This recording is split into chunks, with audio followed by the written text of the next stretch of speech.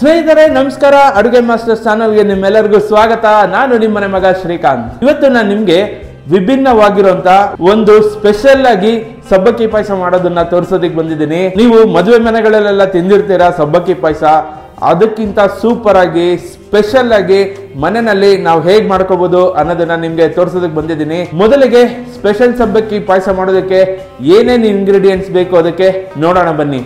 1 cup ಸಬ್ಬಕ್ಕಿನ ಒಂದು 2-3 ಸಲ ತೊಳೆದು 1 ಕಪ್ ನೀರು ಹಾಕಿ ನೆನೆಸಿ ಇಟ್ಕೊಂಡಿರೋಂಥ ಸಬ್ಬಕ್ಕಿ, 1 ಕಪ್ಪು ಕ್ಯಾರೆಟ್ ತುರಿ, 1 ಲೀಟರ್ ನಂದಿನಿ ಹಾಲು, ತುಪ್ಪ, ಅರ್ಧ ಕಪ್ ಸಕ್ಕರೆ, ಒಂದು 100 ಗ್ರಾಮ್ ಆಗೋಷ್ಟು ನಂದಿನಿ ಅನ್ಸ್ವೀಟೆಂಡ್ ಕೋವಾ, ಗೋಡಂಬಿ, ದ್ರಾಕ್ಷಿ, ಏಲಕ್ಕಿ ಪುಡಿ.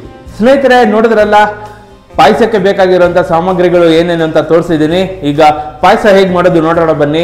ಮೊದಲಿಗೆ ದೇವರನ್ನ ಸ್ಮರಿಸ್ತಾ ಒಲೆ ಅಂಟಿಸ್ಕೊಳ್ಳೋಣ. ಒಲೆ ಅಂಟಿಸಿದ್ದಾಗಿದೆ. ಇದಕ್ಕೆ ಒಂದು 2 ಟೇಬಲ್ ಸ್ಪೂನ್ ಆಗೋಷ್ಟು ತುಪ್ಪ ಹಾಕೊಳ್ಳೋಣ.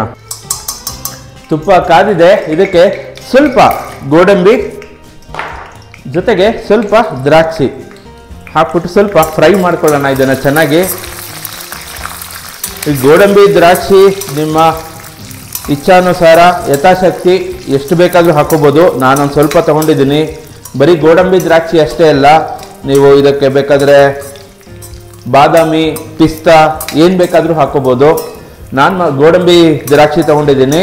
ಅದೆರಡು ಇದ್ರೇ ಸಾಕಾಗುತ್ತೆ ನೋಡಿ. ಇಷ್ಟು ಫ್ರೈ ಆದರೆ ಸಾಕು.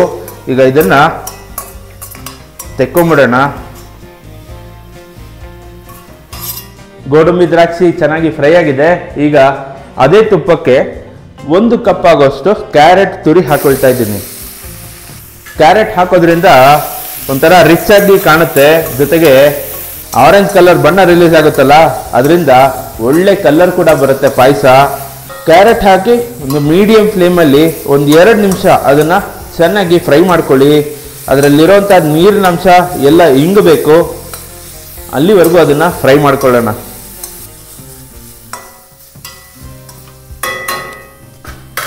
ಸ್ನೇಹಿತರೆ ಕ್ಯಾರೆಟ್ ಚೆನ್ನಾಗಿ ಫ್ರೈ ಆಗಿದೆ. ಈಗ ಇದಕ್ಕೆ ನಾನು ತೊಳೆದು ನೆನೆಸಿ ಇಟ್ಟಿದ್ದಂಥ ಸಬ್ಬಕ್ಕಿನ ಮಿಕ್ಕಿದ ಎಕ್ಸ್ಟ್ರಾ ನೀರೇನಿತ್ತಲ್ಲ ಅದನ್ನು ಚೆಲ್ಬಿಟ್ಟು ತೊಗೊಂಡು ಬಂದಿದ್ದೀನಿ. ಅದನ್ನು ಇಲ್ಲೇ ಹಾಕೊಳ್ತಾ ಇದ್ದೀನಿ. ಮಿನಿಮಮ್ 1 ಅವರ್ ಆದರೂ ಇದನ್ನು ನೆನೆಸಲೇಬೇಕು, ಇಲ್ಲಾಂದರೆ ಗಟ್ಟಿ ಗಟ್ಟಿ ಇರುತ್ತೆ, ತಿನ್ನೋದಕ್ಕಾಗಲ್ಲ. ಈಗ ಇದನ್ನು ಕೂಡ ಒಂದು 2 ನಿಮಿಷ ಫ್ರೈ ಮಾಡ್ಕೊಂಬಿಡೋಣ.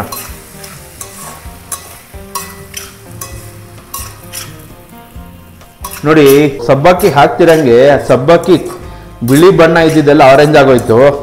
ಸೊ ಇದನ್ನೇ ಹೇಳಿದ್ದು, ಕ್ಯಾರೆಟು ಕಲರ್ ತುಂಬ ಚೆನ್ನಾಗಿ ಕೊಡುತ್ತೆ. ಇಲ್ಲಾಂದರೆ ಅದಕ್ಕೆ ಎಕ್ಸ್ಟ್ರಾ ಕಲರ್ ಹಾಕೋಬೇಕು ಅನ್ನೋದೆಲ್ಲ ಏನೂ ಇರಲ್ಲ. ನ್ಯಾಚುರಲ್ ಆಗಿ ಆರೆಂಜ್ ಕಲರ್ ಬಂದಿದೆ. ಸೊ ಇದರಿಂದ ಪಾಯಸದ ಲುಕ್ಕು ತುಂಬ ಚೆನ್ನಾಗಿರುತ್ತೆ. ಸ್ನೇಹಿತರೆ ಈಗ ಹಾಲು ಹಾಕುವಂಥ ಸಮಯ. ನಾನು ನಂದಿನಿಯ ಸಮೃದ್ಧಿ ಪ್ಯಾಕೆಟ್ ಹಾಲು ತೊಗೊಂಡಿದ್ದೀನಿ. ಇದರಲ್ಲಿ ಸ್ವೀಟ್ ಮಾಡೋದ್ರಿಂದ ಸ್ವೀಟು ತುಂಬ ರಿಚ್ ಆಗಿ ಬರುತ್ತೆ. ಯಾಕಂದರೆ ಇದರಲ್ಲಿ 6% ಫ್ಯಾಟ್ ಇರುತ್ತೆ. ಹಾಗಾಗಿ ಸ್ವೀಟ್ ಮಾಡುವಾಗ ಈ ಹಾಲನ್ನ ಬಳಸಿ ನೀವು ಮಾಡೋಂಥ ಸ್ವೀಟು ಯಾವುದೇ ಸ್ವೀಟ್ ಆಗಿರಲಿ ತುಂಬ ಚೆನ್ನಾಗಿ ಬರುತ್ತೆ.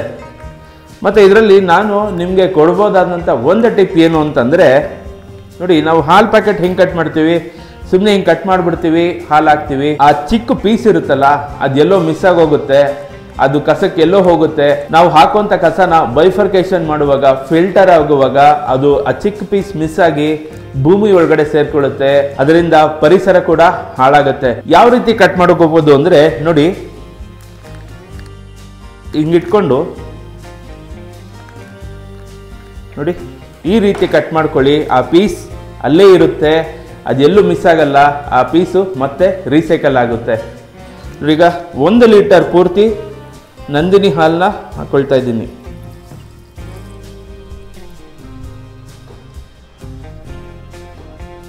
ಹಾಲು, ಮೊಸರು ಯಾವುದೇ ಪ್ಯಾಕೆಟ್ ಆಗಿರ್ಬೋದು, ಈ ರೀತಿ ಕಟ್ ಮಾಡ್ಕೊಳ್ಳಿ. ಇದ್ಮೇಲೆ ಈ ರೀತಿ ಕಟ್ ಮಾಡೋದ್ರಿಂದ ನಾವು ಪರಿಸರ ಕೂಡ ರಕ್ಷಿಸಬಹುದು. ಸ್ನೇಹಿತರೆ 1 ಲೀಟರ್ ಪೂರ್ತಿ ಹಾಲು ಹಾಕಿದೆ. ಇದನ್ನ ಚೆನ್ನಾಗಿ ಕೂಡಿಸ್ಕೊಳ್ಳೋಣ ಒಂದ್ಸಲ.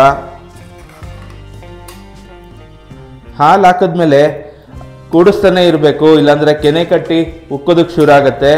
ಆ ರೀತಿ ಉಕ್ಕೋದಕ್ಕೆ ಬಿಡಬಾರ್ದು. ಚೆನ್ನಾಗಿ ಕೂಡಿಸ್ಕೊತಾ ಇರೋಣ. ತುಂಬ ಸಿಂಪಲ್ ಮಾಡೋದಿದ್ದು ಪಾಯಸ, ತುಂಬ ಬೇಗ ಕೂಡ ಆಗುತ್ತೆ. ಒಂದು 15-20 ನಿಮಿಷದಲ್ಲಿ ಆರಾಮಾಗಿ ಆಗೋಗುತ್ತೆ. ಮನೆಗೆ ಯಾರೋ ಸಡನ್ನಾಗಿ ನೆಂಟರು ಬಂದರು, ಇಲ್ಲ ಅಂತಂದರೆ ಯಾವುದಾದ್ರು ಹಬ್ಬಕ್ಕೆ, ಇಲ್ಲ ದೇವ್ರ ಪೂಜೆಗೆ, ನೈವೇದ್ಯಕ್ಕೆ, ಯಾವುದಕ್ಕೆ ಬೇಕಾದರೂ ಮಾಡ್ಕೋಬೋದು ಈ ಪಾಯಸನ. ಅಷ್ಟು ಸಿಂಪಲ್ ಇದು, ಮತ್ತು ಬೇಗ ಕೂಡ ಆಗುತ್ತೆ.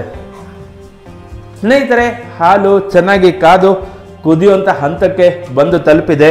ಈಗ ಇದಕ್ಕೆ ನೋಡಿ 100 ಗ್ರಾಮಷ್ಟು ಕೋವಾ ಹಾಕ್ತಾ ಇದ್ದೀನಿ.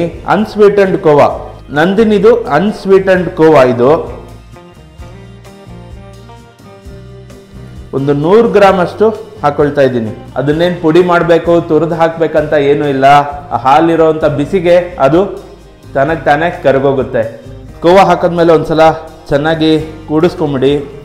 ಕೋವಾ ಏನಕ್ಕೆ ಹಾಕೋದಂದರೆ ಅದರಿಂದ ನಾವು ಮಾಡ್ತಾ ಇರೋಂಥ ಪಾಯಸದ ಟೆಕ್ಸ್ಚರು ತುಂಬ ಚೆನ್ನಾಗಿ ಬರುತ್ತೆ. ಹಾಗಾಗಿ 100 ಗ್ರಾಮಷ್ಟು ಕೋವಾ ಹಾಕೊಂಡಿದ್ದೀನಿ ಸಾಕು. ಕೋವಾ ಹಾಕಿದ ತಕ್ಷಣ ಅದು ಕರಗಿ ಎಲ್ಲ ಕಡೆ ಸ್ಪ್ರೆಡ್ ಆಗುತ್ತಲ್ಲ, ಆ ಪಾಯಸದ ಥಿಕ್ನೆಸ್ಸೇ ಚೇಂಜ್ ಆಗೋಗುತ್ತೆ.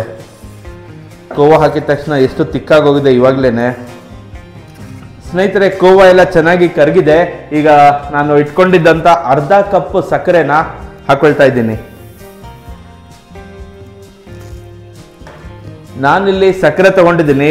ನೀವು ಬೆಲ್ಲದಲ್ಲಿ ಮಾಡ್ಕೋತೀನಿ ಅಂತಂದರೆ ಒಂದು ಸ್ವಲ್ಪ ನೀರು ಹಾಕ್ಕೊಂಡು ಬೆಲ್ಲನ ಕರಗಿಸ್ಕೊಂಡು ಶೋಧಿಸ್ಕೊಂಡು ಇದಕ್ಕೆ ಹಾಕ್ಕೊಳ್ಳಿ. ಆ ರೀತಿ ಮಾಡೋದ್ರಿಂದ ಪಾಯಸದ ಕಲರ್ ಒಂದು ಸ್ವಲ್ಪ ಬ್ರೌನಿಶ್ ಕಲರ್ ಬಂದ್ಬಿಡುತ್ತೆ. ಸೊ ಅದು ಬಿಟ್ಟು ಟೇಸ್ಟ್ ವೈಸ್ ಎಲ್ಲ ಚೆನ್ನಾಗೇ ಇರುತ್ತೆ, ಏನು ತೊಂದರೆ ಇಲ್ಲ. ಸ್ನೇಹಿತರೆ ನೋಡಿ, ಇಷ್ಟು ಥಿಕ್ನೆಸ್ ಬಂದರೆ ಸಾಕು. ನಾವು ಮಾಡಿರೋಂಥ ಪಾಯಸ ಆಗಿದೆ. ಇನ್ನೊಂದು 2 ಐಟಮ್ ಹಾಕೋದು ಬಾಕಿ ಇದೆ ಇದಕ್ಕೆ, ಅದನ್ನು ಹಾಕ್ಬಿಡೋಣ. ಮೊದಲಿಗೆ ನಾವು ಹುರಿದಿಟ್ಕೊಂಡಿದ್ವಲ್ಲ ಗೋಡಂಬಿ, ದ್ರಾಕ್ಷಿ, ಅದನ್ನು ಹಾಕ್ಕೊಳ್ತಿದ್ದೀನಿ. ಜೊತೆಗೆ ಒಂದು ಸ್ವಲ್ಪ ಏಲಕ್ಕಿ ಪುಡಿ. ಇದನ್ನು ಈಗ ಮಿಕ್ಸ್ ಮಾಡಿಬಿಟ್ರೆ ನಮ್ಮ ಸ್ಪೆಷಲ್ ಸಬ್ಬಕ್ಕಿ ಪಾಯಸ ರೆಡಿ ಆಗೋಯ್ತು.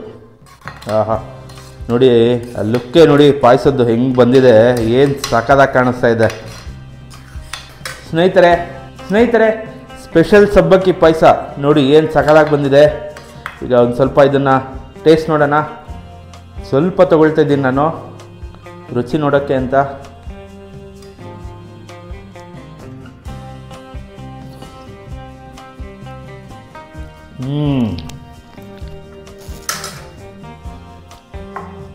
ತುಂಬ ಚೆನ್ನಾಗಿ ಬಂದಿದೆ ಪಾಯಸ ಮಾತ್ರ.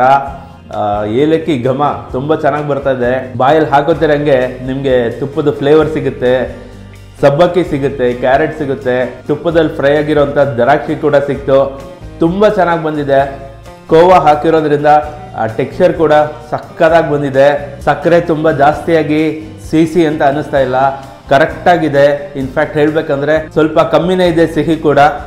ನಿಮಗೆ ಇನ್ನೂ ಎಕ್ಸ್ಟ್ರಾ ಕಲರ್ ಬೇಕು ಅಂತಂದರೆ ಕೇಸರಿ ಕೂಡ ಹಾಕೋಬಹುದು. ನನ್ನ ಪ್ರಕಾರ ಕ್ಯಾರೆಟ್ ಹಾಕಿ ಬಂದಿರೋಂಥ ಕಲರೇ ಸಾಕು. ನಿಮಗೆ ಇನ್ನ ಕಲರ್ ಜಾಸ್ತಿ ಬೇಕು ಅಂತಂದ್ರೆ ಕೇಸರಿ ಕೂಡ ಬಳಸಬಹುದು. ನೋಡಿದ್ರಲ್ಲ ಸ್ನೇಹಿತರೆ, ಸ್ಪೆಷಲ್ ಸಬ್ಬಕ್ಕಿ ಪಾಯಸ ಸಿಂಪಲ್ ಆಗಿ ಮನೆಯಲ್ಲಿ ಹೇಗೆ ಮಾಡ್ಕೋಬಹುದು ಅಂತ.